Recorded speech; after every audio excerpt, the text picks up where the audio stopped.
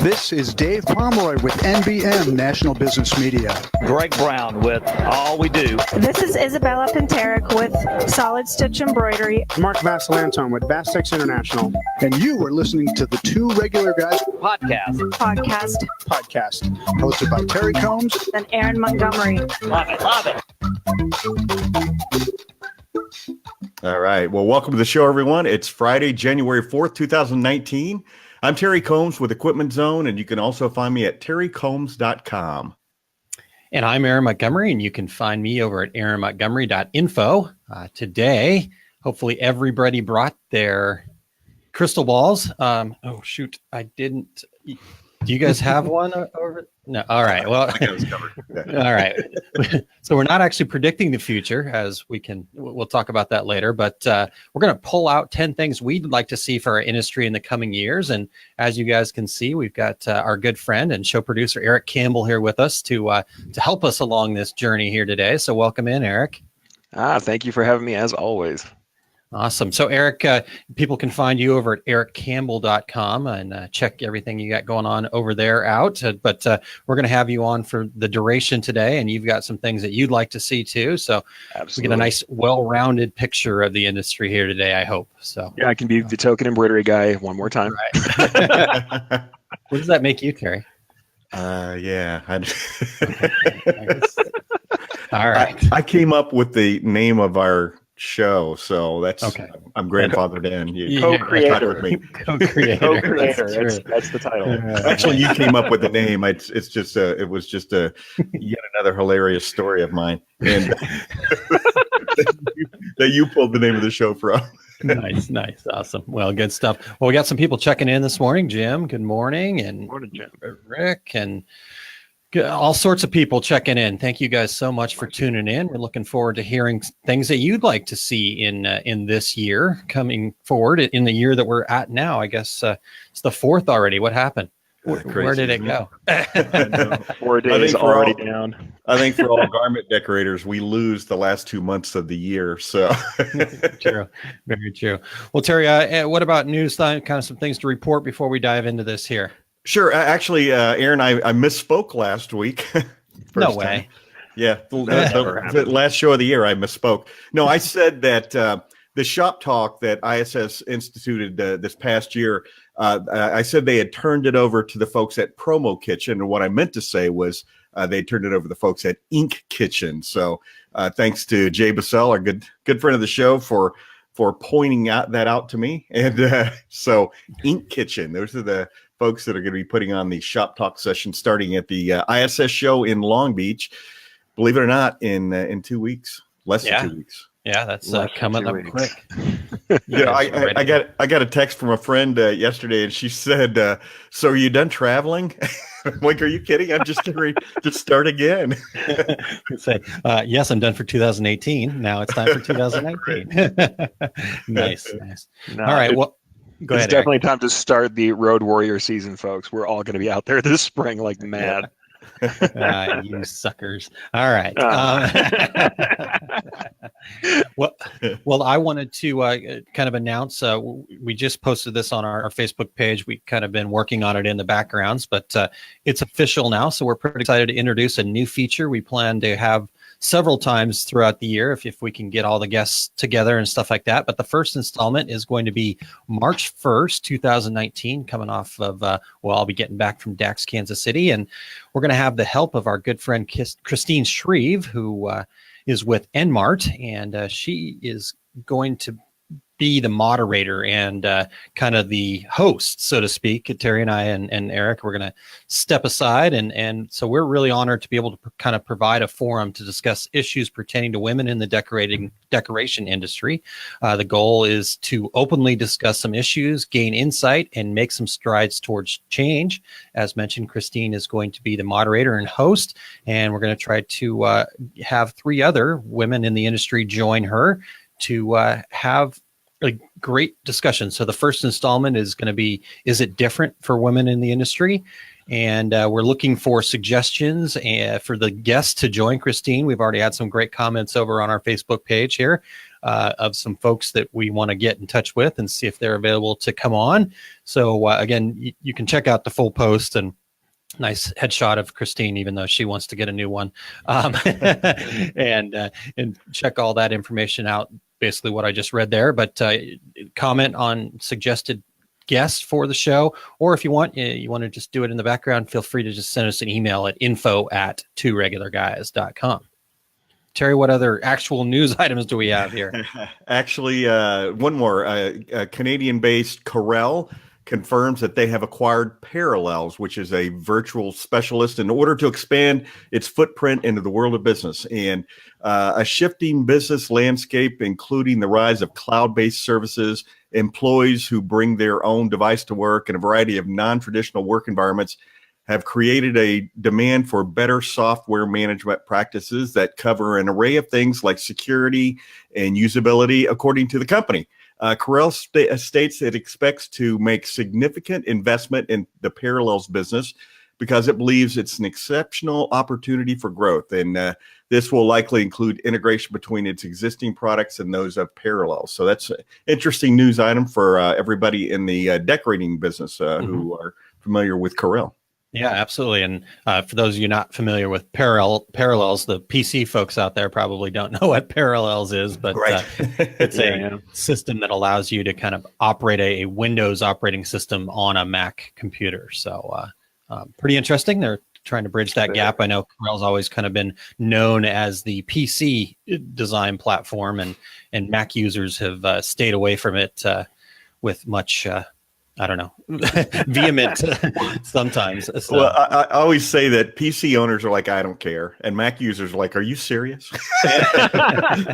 that's my description of the two.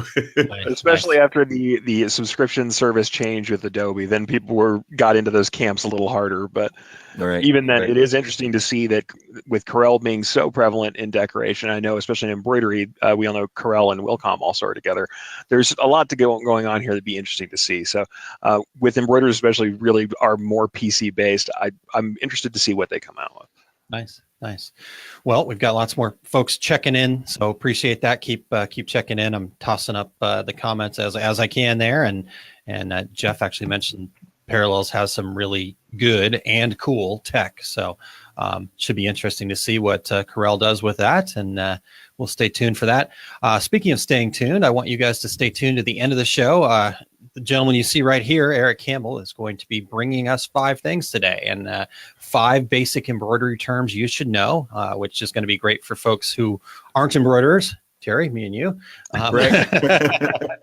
And those new to the industry alike, and maybe some of you as seasoned folks will kind of get a better understanding of what some of the terms you've been using for years are as well. So I'm looking forward to that, Eric. Thank you for doing that for us. While I'm talking about that, also a reminder to go over to our Facebook page. We put a form on our website. If you want to be part of the 5 things, we've made it easier than ever now. You don't have to do anything other than quickly fill out a form, and you can be a part of this show. So if you actually just go to tworegularguys.com/5 things, the number 5 things.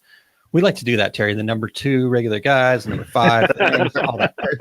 That's how we roll. But so we love to get you guys participating in 5 things here in 2019. So excited about that.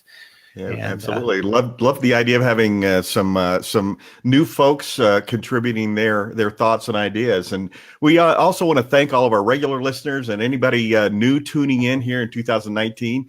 If you have an idea for a future show, go to our Contact Us page at 2 regularguys.com, or reach out to us on social media. We are everywhere as 2 Regular Guys. And if you're catching the live video via Facebook Live, jump in and participate and give us your ideas for what you'd like to see in 2019 as well. Absolutely. Looking forward to that. And as we've indicated already, it's a new year, and with a new year comes new changes, and there's some changes here. So we are looking for new sponsors of the program. We've been so blessed to have SJIA and Equipment Zone supporting us for so long, and all the way through 2018. Equipment Zone goes back even further, and so really appreciate their support. Cannot thank them enough for them getting us from point A to point B here. And so we are now looking for new sponsors. So if you know of anybody looking to be a part of the show and have your message given out to the folks out there that are listening, we've got some great video opportunities now with the Facebook Live here. And then those of you listen on the audio version, that content is out there forever and great stuff. So if you head over to tworegularguys.com/sponsorship, you can see all the details about the different sponsorship packages we have available. And we're looking forward to working with you on that. All right. But shall we dive into 10 things here, guys? Let's do that. Absolutely. Aaron, you had mentioned you were going through the list from last year that we did, and I did have to go look and groan a little bit at some of the things that I was suggesting that I do in 2018. But any thoughts from your own perspective there, Aaron? Well, that's pretty much the same thought as you. It's like, wow, what did I do in 2018? It certainly wasn't much of what I wanted to do. So that maybe that's the resolution for 2019, to actually do the things that I want to do instead of the things that everybody else wants me to do. But I think that's always a good one to remember, is that sometimes we need to check in with ourselves and check back in with these goals. Maybe a little monthly review, everybody. That's right. Like we talk about with business plans and stuff like that. Yeah. We need to maybe we need to keep this set of show notes a little more prevalent. After reading through 2018, I started thinking to myself, oh boy, should I go read through 2017? And I'm like, no, that would just be depressing. Aaron, I thought about you last night. I was watching a TV show, one of those where they rehab an old building or something like that. And the gentleman who was doing it said, well, I have a plan. You have to have a plan so you can see how far divergent you've gone. I certainly immediately thought of you and the way you preach to everyone about having your business plan. I just thought that was an interesting take. Because then that way you have no idea how far you strayed off course. That's awesome. Exactly. I love it. Well, hey, that's what I'm going for. I want to be thought of as that guy. So I appreciate you starting that trend there, Terry. So I guess I just wanted to say last year I said that I'd been confidentially told that there was going to be a new polyester pre-treat in 2018. It never happened, but there is one coming out from Epson. It was supposed to come out in December. It hasn't come out yet, but it did, in fact, start down the path. And okay, all right. Actually, so you get one. You're gonna call out your confidential source as a fraud or what? No. Yeah, straight away. Eventually, you know me. Right. But we're gonna have Dane Clement on to get the real scoop, apparently. For those of you that don't know that inside joke, we've had Dane and Lon Winters. They partner together on several projects and whatnot, and we've had Lon on, and he said, can't really talk about that yet. And then we talked to Dane, a couple weeks later, and he's like, oh yeah, that's this, and then he just spills it all. So no secrets with Dane. Reporters, you ask enough people. Another reason to come out to the shows, folks. By the way, the things you learn after the show floor has closed. Awesome. All right, guys. Well, shall we dive into this here and get going? We got 10 things to get through and about 40 minutes to do it. All right, let's do it. Okay. All right, guys. Well, sorry. Again, squirrel. Says we need to sublimate our coffee cups backwards so we can see them. Yep. That's a good point. Everything will be in reverse. That's actually, man, I am just totally into the squirrel mode. So yeah, totally. That's actually been a big discussion over the some of the video people, the groups that I'm in, like how to do things in reverse and stuff like that. So, and then the other thing that got my attention here was I checked out the sponsorship page. There wasn't an option to buy the front of Eric's hat. Well, that can happen, people. I was going to say, there's a price for everything. Trust me. We can be bought. That's for sure. All right, guys. Well, I'm not ashamed of it. Back to it. Back to it. All right. So number one, and we've already gone there. So, and I'm going to continue this where I left off last week, continue where we started talking earlier. Business plans.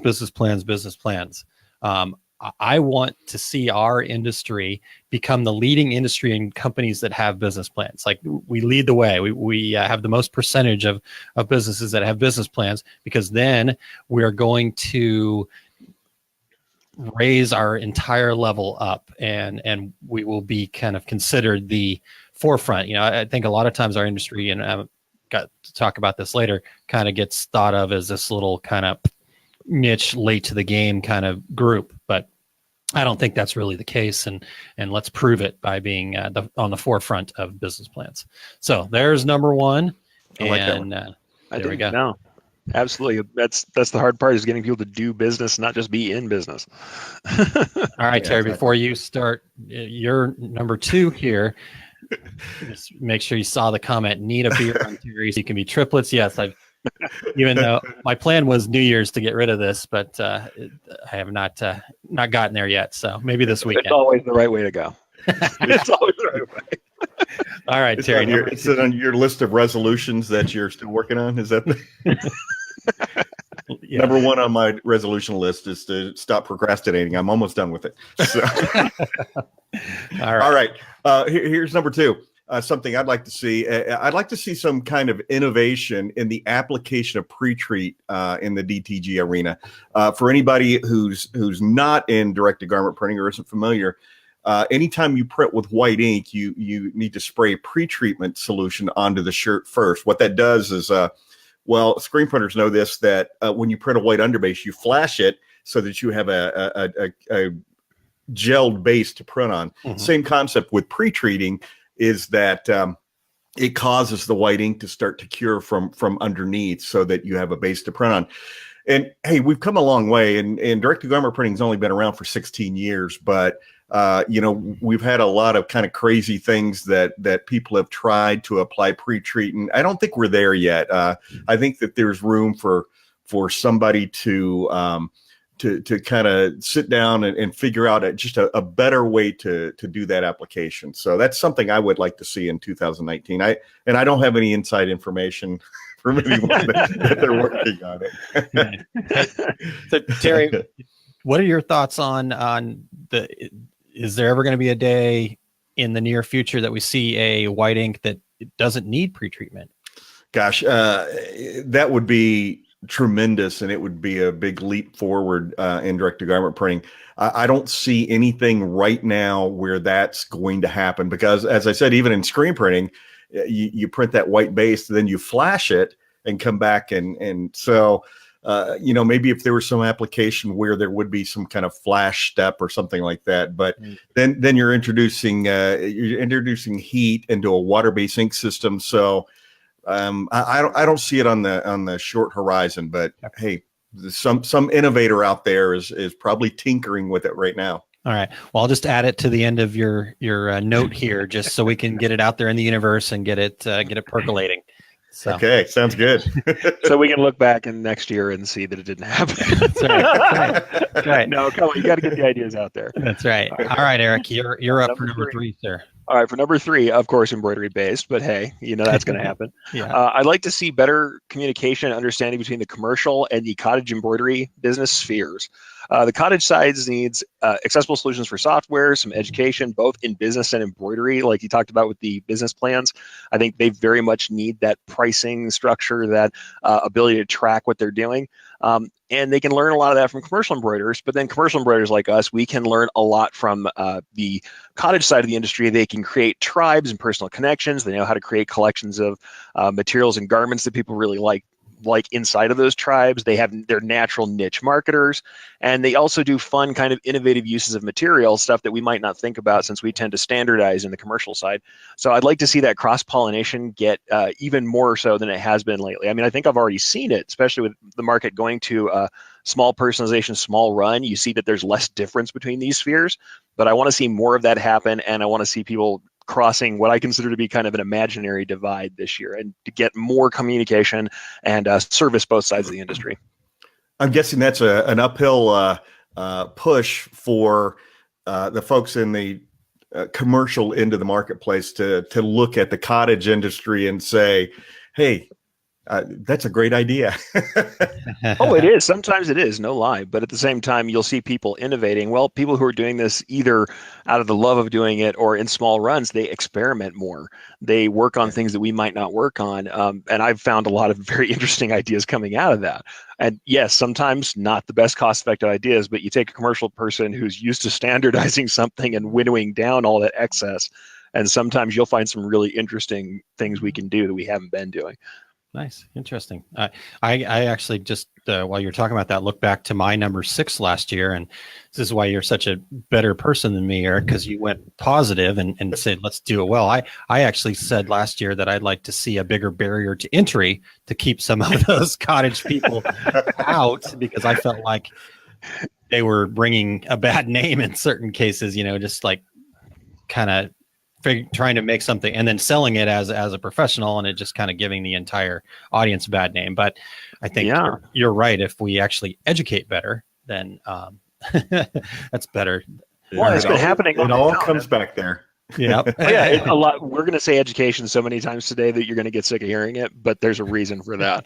And I think it's been starting to happen on its own. And I think equipment and supplies manufacturers and distributors have been figuring this out, that there's going to be these opportunities, especially like we said, individual personalization, small run. You're going to find people who are niche people who do that stuff. If we can get them to be professional and to work that way, good for them, good for everybody, and also expands our abilities to use a network of decorators. Yeah, absolutely. And I think that's a big thing. In fact, in a past life, I saw that a lot in the vinyl world, that they exploded the vinyl business because of the craft hobby market, the silhouettes, the crickets of the world, and some of those hobbyists became legitimate businesses, and it's kind of grown. But, you got to weigh both sides of it too, because there was a lot of those people putting vinyl on stuff. Just inside story, a friend of my wife's was putting vinyl on coffee mugs, and they couldn't figure out why the heck, they kept they kept melting, and it was bad. It was terrible. And they were selling these products, out there in the world is like, okay, you should buy this. And I mean, I remember another one of my wife's coworkers saying, well, I really don't think decorated coffee mugs are all that great, because, that was their experience with it.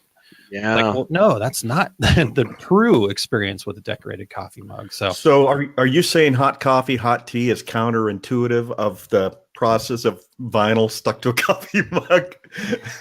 Especially if it's t-shirt vinyl, and that was the other rub of it. They didn't even use the right vinyl. So don't even ask me about the dishwasher.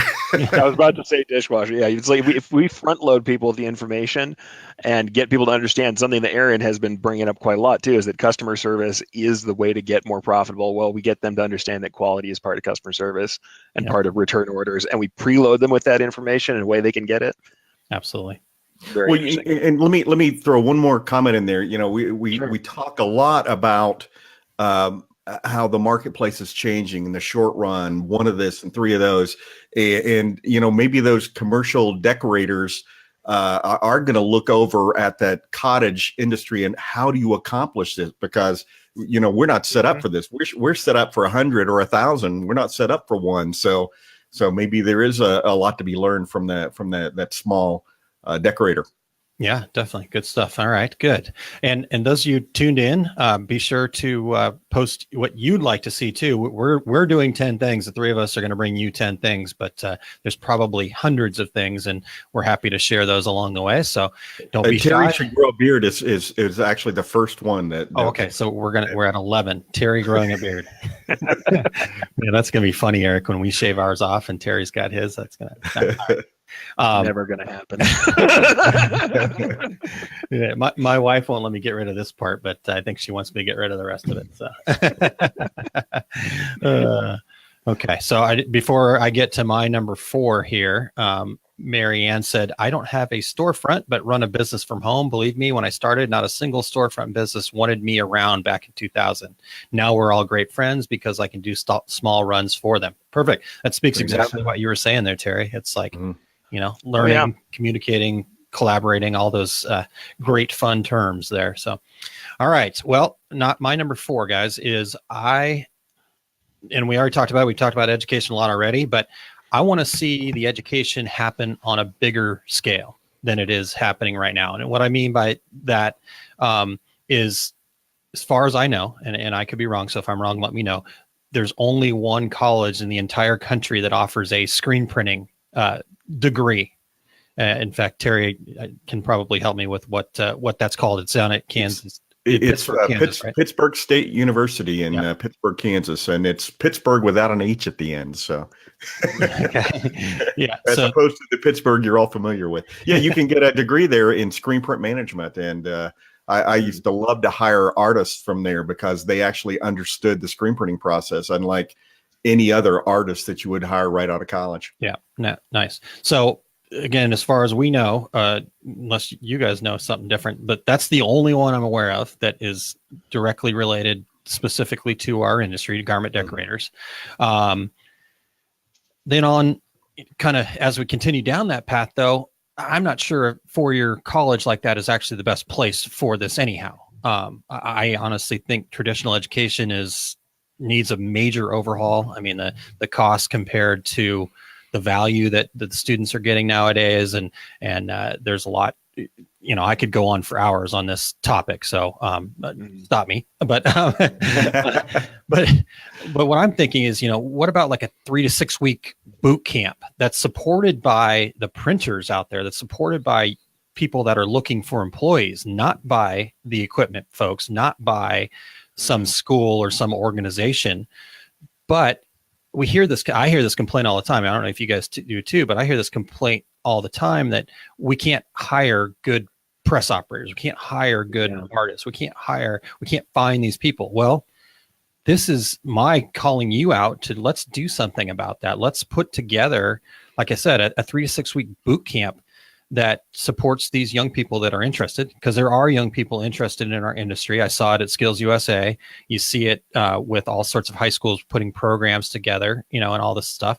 And right now, all those students are looking at it going, okay, I'm going to start my own business, because they don't realize that there's actually a career path for them to not have to, right out of high school or right out of, post-secondary school, put in all their money to invest in a business. They can actually go to work for somebody, learn, grow, be part of this. Anyhow, so that's where I think I'd like to see this go. Like I said, a 3 to 6 week boot camp, our printers getting involved in supporting the local high school programs. There's lots of them out there. As Terry knows, we've both sold equipment to schools for years.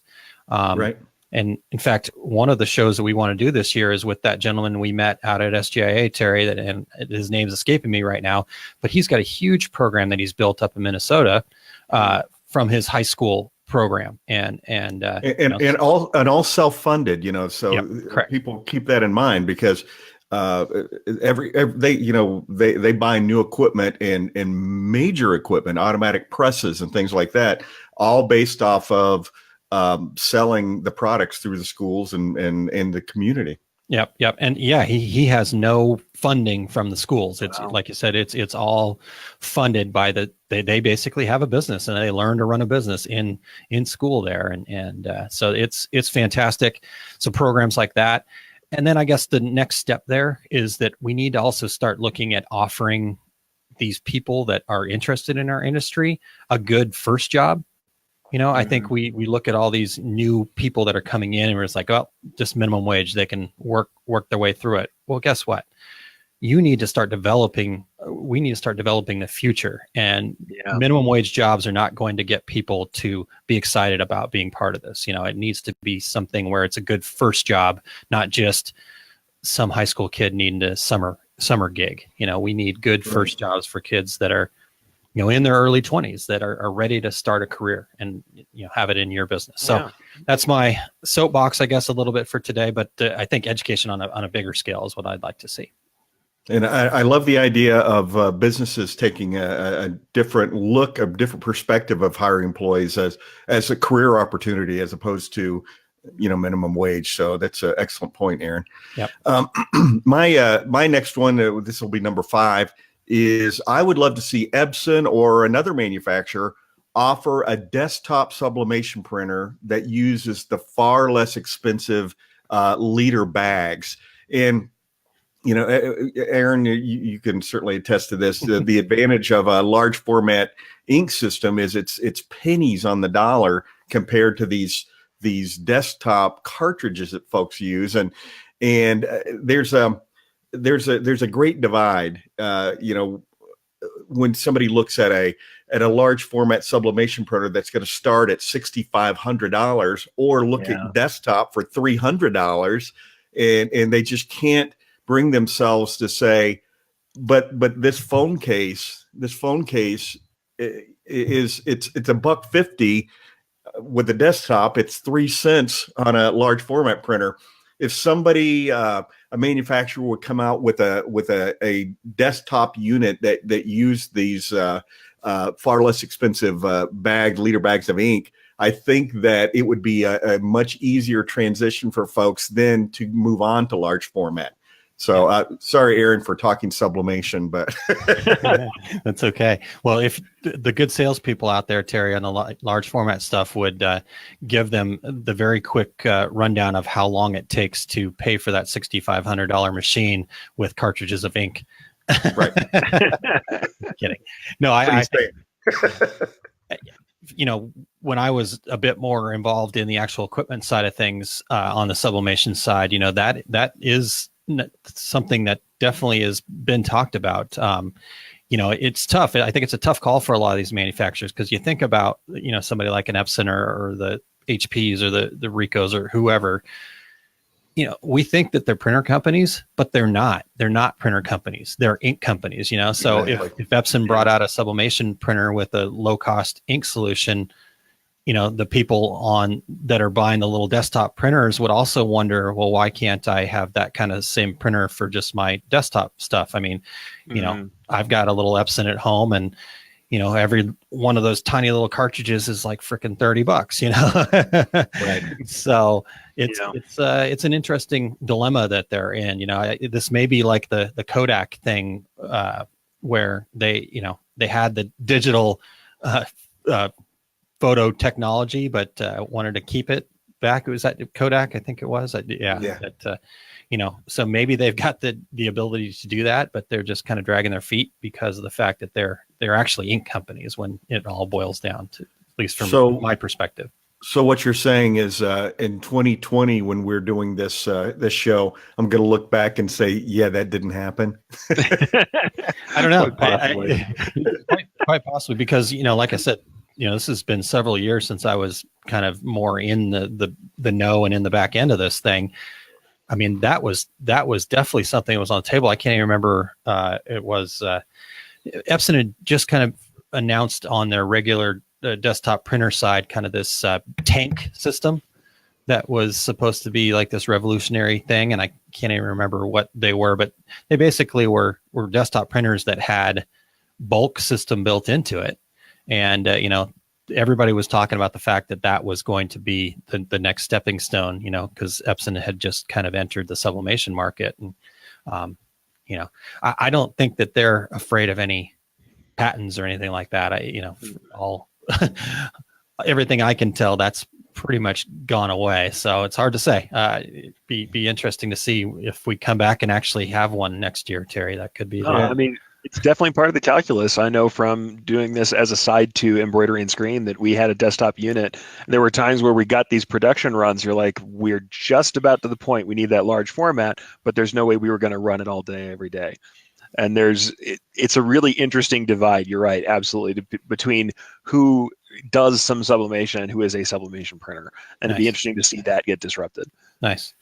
So before we move on here, Terry, there was one from a listener here, and I think this is interesting, and I think a really good point. It says more education on DTG printing and creative ways to use it outside of just the regular T-shirt. I'm assuming. I'm making that assumption. That's not what the comment said. For those who listen on the audio part, there's very little info out there about DTG printing, but tons of stuff on screen printing, sublimation, heat transfer, vinyl, and embroidery. So, and she is exactly correct, and mainly because it's such a new industry. 16 years is no time at all in reality. There is a book on starting a DTG business on Amazon that one of us might have written. I wonder which one of us that is, Jerry. Who's the That's DTG guy? TerryCombs.com, everybody. That's right. That's right. You can actually get to it from the show notes each week. There's a picture of it down at the bottom. So just click on that link and you can go right there. Good feedback, guys, and keep that stuff coming. That's what we really want to do. You know, again, This is not, you know, us three talking heads up here. We obviously want to keep the conversation going, but we want to know what you guys are looking for too. You know, Todd, and I actually have told Todd that as soon as he's up and going, I'm going to be up there at this. But he said we just got approved for our new concept from Mall Management, 8,000 square feet. Here we come. Nice job, Todd. Congratulations. Nice. And like I said, as soon as I get back from ThreadX, I'm going to be blowing up your phone, and I'm going to be up there for the live video of this new concept to reach out to Todd and see what he's doing. But they're putting some batting cages in there. He's big time into the sports, youth sports stuff or sports in general, and going to be very cool. Jim says, need the audio version of the book, Terry. You got to get yourself on Audibles there. Author read. Sure enough. Nice. All right. So where are we at here? So that was 5, Terry, that you had, and we've had a couple of bonuses from listeners. Thank you guys so much. Absolutely. Number 6 is me. And I didn't really know how to describe this. So you guys are going to have to help me figure out a good way to kind of describe this. But I'd like to see some discussion looking deeper into this. I don't know, a group of people that come together for a conference or something. I don't know, but I think we need to understand better the commoditization, not easy to say, of our industry and where that's heading and if it's heading there and how we can avoid it if we can. Because here's why I think we need to be a little bit more hyper-focused and aware of this potential pitfall in my mind. You look at people like Amazon Merch, like a Printful, you know, some of these other people out there that are now doing their own printing. You know, this is not where they're just a group and going out to actual printers. They've decided that they're going to do all of their own printing. And that's, you know, fine. We can compete, and that's not a big deal. My concern here is that somebody like Amazon Merch, like Printful, they're not skilled printers. They don't care about the actual art of printing. They want to move product. You know, they see all these influencers out there that, you know, if you're out in the influencer world, which I am not, but I read a lot about it. They right now they feel the only way to monetize is to sell merch. You know, so. But they're not going to make it themselves. So they're going to somebody like Amazon, somebody like, you know, whatever. And the problem with that is that then we start just like my fear back with the, you know, hobbyists getting involved is that we start putting out crap. This shirt that I'm wearing right now is from Amazon Merch. It was DTG printed. I've washed it about 4 times and it's pretty bad.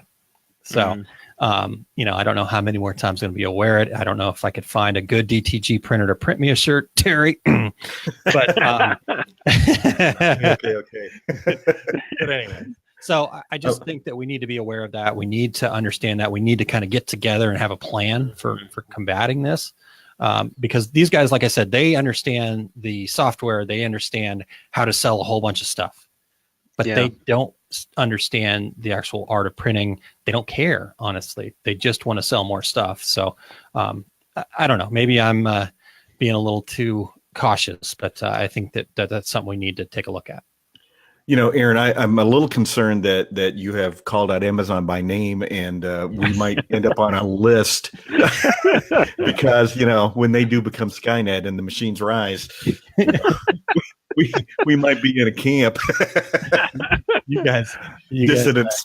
You guys just go ahead and distance yourself from me at this point. Now, I'll jump in on it and say, you know, what I have seen lately, and I'm the kind of guy, I don't watch broadcast TV. I don't have a lot of mainstream stuff that I like to watch or listen to. So I have tons of podcasts, weird stuff that I listen to, stuff that's off the beat, and they do merch. They do that. But what I've seen in the last year or so are people going to more not only custom cut and sew, which kind of surprised me. They want their own custom stuff. Not only do they want custom garments, but going to a higher end, higher price garment for this stuff to specifically differentiate themselves from everybody who's using Amazon merch, or from people like Printful. Now I'm on the list too. But people are trying to get away from that, and a lot of them are trying to build relationships with decorators. So I think the other thing to look at, we do need to look at how things are being commoditized, but also everybody should look at how can I address the specific needs of these influencers, and what can I do to make myself, as a shop or as a decorator, what can I do to make myself attractive to that, and to what argument is there as a salesperson, as you need to be doing sales, folks, to counteract that commoditization and make yourself the right solution for these folks. Yeah. That's again Eric is the yin to my yang. He's the positive to my negative. So thank you for getting me back on the straight and narrow there, Eric. I'll be the Pollyanna as usual. With that, I'll go ahead and transition right in then. I'll steal the spotlight here, go to number 8. And funny enough, we didn't actually do number 7 yet. Did we not do number 7? All right. Never mind. I jumped ahead. That's how eager I am to show scenery. Now, Terry, you go. We're just going to step on Terry's foot and keep moving here. No. I was quiet, so I couldn't help it. Here's my number 7. I would like to see in 2019, and everyone listening, everyone watching us on Facebook can participate in this.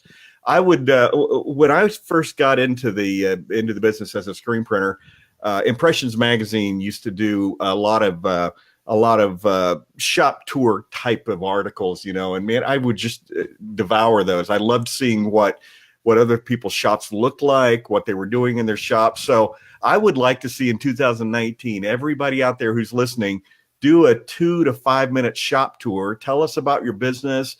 Tell us who you sell to. Tell us something unique you're doing in your business. And Aaron, I'll bet we could probably facilitate something like that at the Two Regular Guys website, don't you think?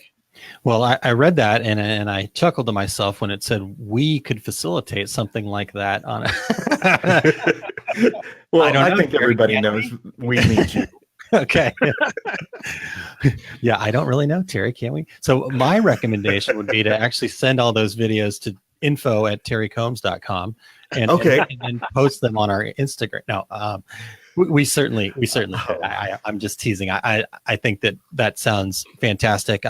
You do see some of that happening. I think it is kind of happening a little bit more nowadays. I'm following quite a few shops on Instagram, and there's a lot of Instagram live shows.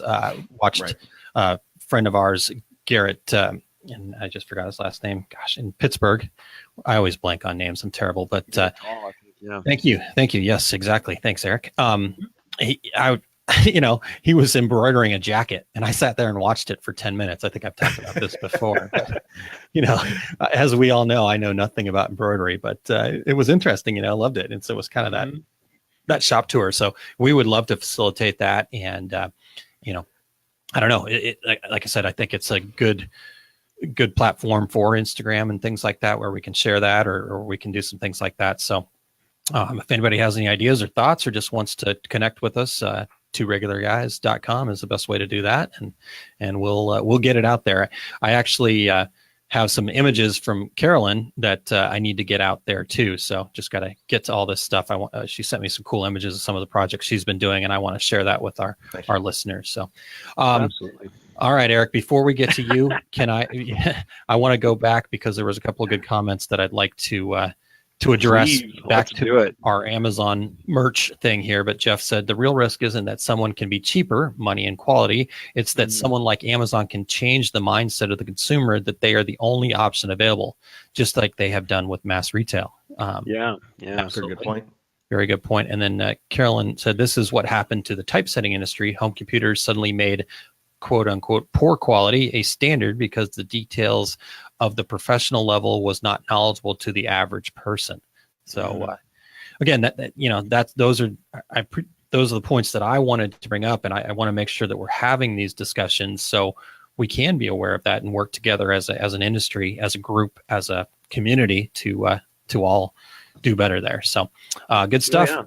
All right, Eric. We're Honestly, finally to number 8. When you're ready. And I'm have gonna our actually undivided super attention. myself. Oh no, I'm actually going to jump on my own thing and back up one notch and just say that I think Terry's point about shop tours also goes into this entire discussion about Amazon merch and commoditization, because people who know you, and if you put a human face on what you do, and people who can see the skills that you have, there's a different feeling they're going to have working with you. And so some of this stuff, especially video, where it really is, it's immediate and it's live, that is something that's going to make you attractive in that way. So I think that's part of it too. Those videos, the projects, sharing, that stuff's great. But I'd also caution people, don't just do it live on Instagram. Do some stuff you save and put up on YouTube, so you continue to get traffic from it and make it evergreen. So yeah, don't just do the temporary stuff that flashes away. But now I'll quit. I'll stop superseding my own point for number 8. I'm actually going to be a little shorter probably on number 8, because I feel like Aaron really kind of covered some of this before. Sorry. No, that's totally good. It's actually quite good. To warn you, don't post your stuff until Aaron gets his up. I don't think you. Ouch. I could redirect. No, I think because really he talked about education on bigger scale, and I'm going to talk about that in the embroidery area, because you said, okay, education on a bigger scale. You want to see things that are more like mentorship or boot camps or things like that. And you talked about the fact that you already see print in like secondary schools. You see print in high school. You see print already kind of handled in that way with younger people, and I don't see embroidery doing that nearly as much. So for me, I want to see more fundamental embroidery and digitizing education, not only in the commercial world, but in schools and maker spaces and the kind of things we've seen in those programs for print. When I saw you guys doing Skills USA, I'm like, why is there not an embroidery version of this? Why do I not know someone who's doing this right now? And I'm sure that there's someone who's going to say, okay, we do this. This is in my school. And by the way, tell me, because I'll do something to help. But if there's something I can do. But sincerely, I haven't seen as much of it in embroidery as I see in print. And I want to see that. So I want to see skilled, technically capable embroiderers and digitizers take up some stateside decoration. And honestly, myself included, I've seen kind of an aging population in embroidery in some areas. Not that we're all getting out of the industry or old, but there is a point where you don't see as many young people taking it up all the time. And I want to see that these skills don't just disappear, they don't just evaporate, because what I do see, unfortunately, people coming into embroidery who don't have very fundamental education. I'd like to see that kid who likes patches, who is, enamored of the baseball hat he's wearing, to want to make one and think that it's possible and have a way to get to that, rather than it just being magic. I would love to one day say that I'm an embroidery digitizer and then not have to spend the next 15 to 20 minutes explaining what that is. I think then, and honestly, there's people who would really love to do this stuff if they knew that they could. And admittedly, there's some pretty technical stuff in embroidery that people don't get into. And I think we could get to that and make that more available. So all over the place, not just secondary schools, not just official programs, but I would also just love to see websites doing more general education that is about theory, that has more to do with embroidery at its base, digitizing at its base, and get that out to everybody who wants to do it, and get those young people mentored and ready to join the workforce. Because I know we have the same problems with operators with digitizing that everybody has in print, getting good printers to hang around. Yeah. Eric, with the knowledge that Aaron and I both have of embroidery, we do believe that digitizing is magic. So, I mean, and I do benefit from that to some degree. But yeah, I would like people to know that it's accessible and to be able to get there. And I think people, and I saw actually Mary had a comment earlier from Facebook where she said, oh yeah, this is also, those of us who are experienced need to become mentors. Something I know Promo Kitchen works on. There's a lot of people talking about that. I really do want to make that more accessible and to show people that embroidery isn't just the one thing they think it is. Nice. We had some great comments here. Carolyn says, I've been toying with opening my space up for monthly open house project classes using the industrial machines and helping them learn more about their own home machines. I think that's a fantastic idea. Carolyn, I don't know that anybody uses MySpace anymore, but oh no, that's not what oh, Terry. Caroline, anything that the two regular guys can do to help support that, we're all about it. So let us know. Mary Ann said, very true. Not sure what will happen to my business. Young people are not interested. You touched on this, getting those camps going. So I think that's great stuff, and definitely something that again, we'll look back next year and go, man, we really should have done all those things that we talked about. But let's try and revisit it, everybody. Hold the people who say they want to do it accountable. Yeah. Todd says making education more accessible is a great thing. Absolutely. And that's what we're all about here at the Two Regular Guys. That's our kind of, I think that's why Terry and Eric and I, obviously we're friends too, but we all have a similar mentality about what we think is necessary. And we're all huge in the education space and want that to be, more prevalent. So, Terry, here's your follow-up comment there. So. I'll let that go. From Carolyn, and her MySpace page. All right, we ready for number 9 here? We are going to go into bonus time today, just letting everybody know. So that's how we roll. Number 9, I'd like to see us flex our muscles as an industry. I think our market is much bigger than we even know or understand. We've talked about already how everybody's selling merch these days. And we've already talked about this part too. And I still think that we kind of act like this little redheaded stepchild of an industry, that we're not part of the mainstream and all that kind of stuff. I'm definitely loving some of the quotes I'm hearing coming out of Ford Bowers, who's the president of SGIA. In fact, I go into the press release here right now just to read some things. The one that really stuck out to me, and I think this is what they're doing with Print United and trying to kind of bring some different segments together more. But he says, as an industry, Bowers says, we are far too fragmented, with printers staying in narrow segments and associations following suit, limiting the power and voice that can be brought to bear for things like legislative initiatives. He says we're pulling well below our weight. He says something has to drive us together to work more cohesively so we can address the issues for the next generation. So, that obviously makes me feel really good that we are talking about these things, but I want to continue to kind of, just all realize that we're part of a really cool, big industry. We're all doing amazing things, no matter how big or how small your business is. You need to be positive about what you do. You need to, not, the price game is one of those things that always comes to mind. It's like, okay, I just got to be the cheapest, or I got to, I got to get more business. So I'm going to drop my price or whatever. And I'm just going to kind of make do. Well, don't do that. You're awesome. You're great. You're part of this big industry. We're going to all do this together. Let's kind of flex our muscles together. We're not, we're not some redheaded stepchild. So, I want us to be more professional. I want us to demand more of our suppliers. Terry talked about ink prices on some of the sublimation stuff. Epson's come in and said, we want to take our market back. It's like, well, wait a second. It's not your market.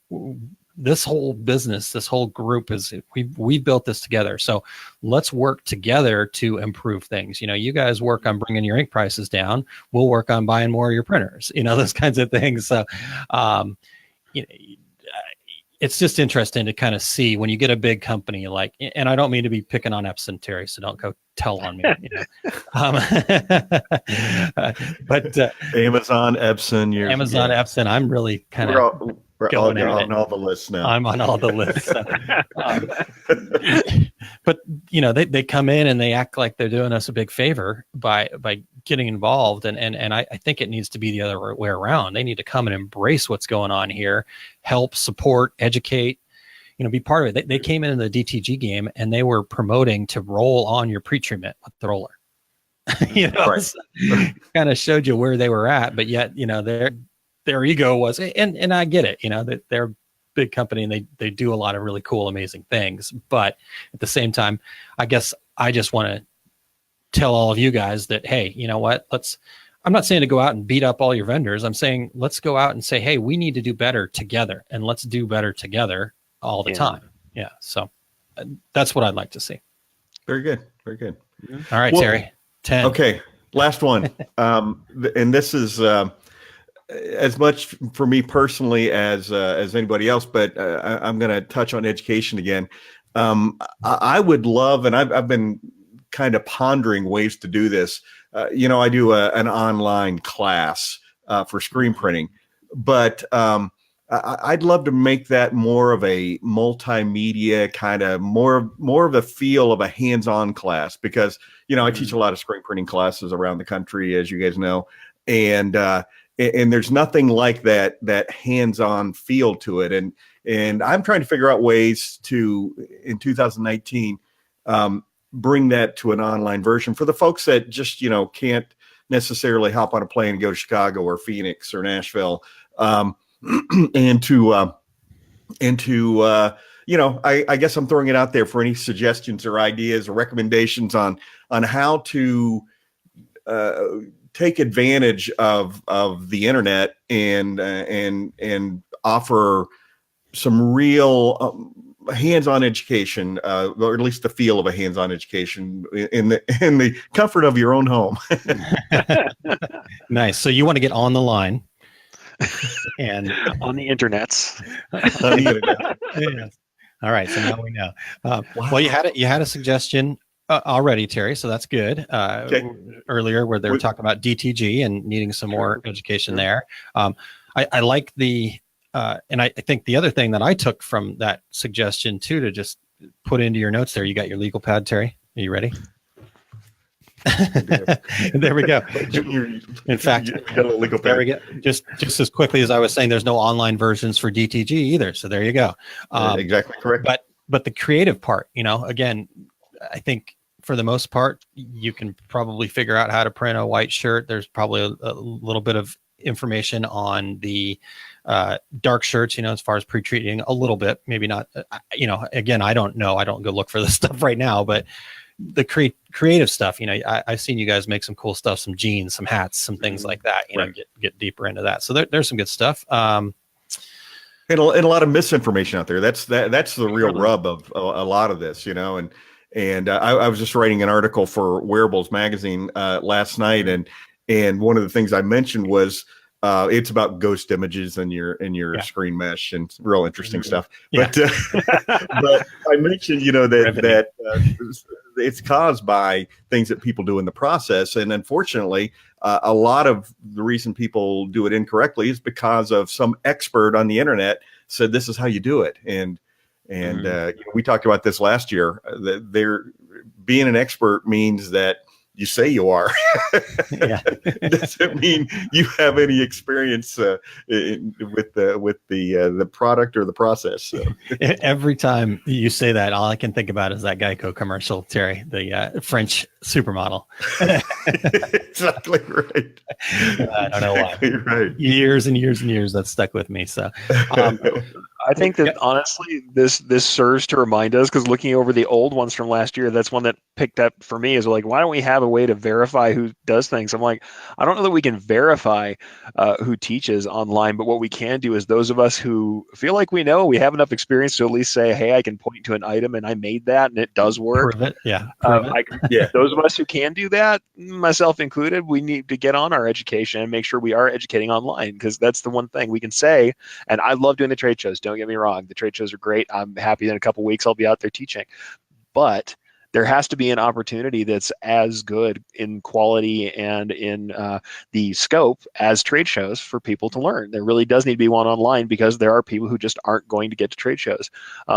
As much as we may tell them how important it is to get out there, and I fully think they should, there are people who aren't going to make it, who still need education and can't wait for the first time they can make it out to Long Beach.